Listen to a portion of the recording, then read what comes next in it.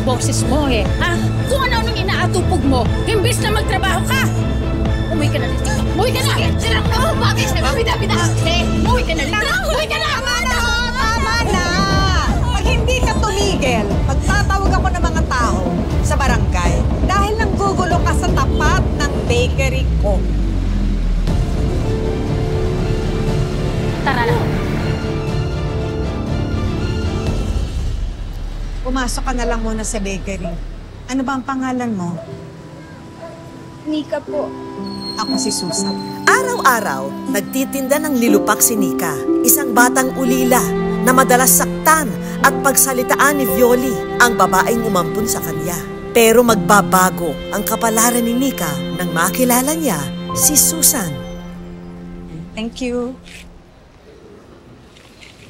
Salamat po. Ay, si Nika pala to. Alam mo, ang galing mong kumanta. Narinig kitang kumanta doon kanina eh. Sumali ka dito. Ako ang isa sa mga organizers niyan. Antayin kita ha, sumali ka dyan.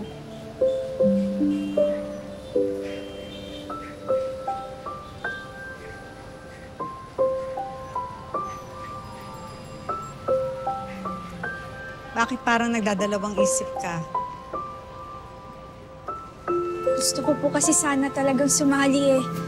Kaso alam ko naman po na hindi po ako susuportahan ni Chang Violi. Pero gagawa na lang po ako ng paraan para makapag-ipon po para sa susuotin ko dito sa contest na to. Matanong ko lang, kaano-ano mo ba yung babaeng nun? Chang po yung tawag ko sa kanya pero hindi ko naman po talaga siya kaano-ano. Lumaki po kasi ako sa bahay ampunan.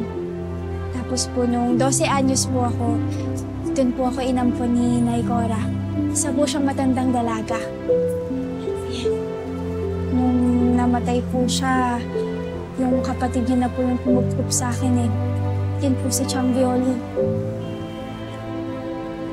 Alam niyo po, lagi nga po sinasabi sa akin ni Chang na kaya lang naman daw po niya talaga ako kinupkup kasi may kasunduan po sila ni Nay Cora bago po siya namatay. Kaya pala walang kaamor-amor sa'yo. Hindi mo ba talaga alam kung nasaan o kung sino ang mga magulang mo? Sa bahay ampunan na po kasi talaga nagsimula lahat ng alaala ko. Pero alam niyo po, meron po ako napapanaginipan pa ulit-ulit. Kayo po, may anak po ba kayo? Oo, isa. Sa pagkadalaga.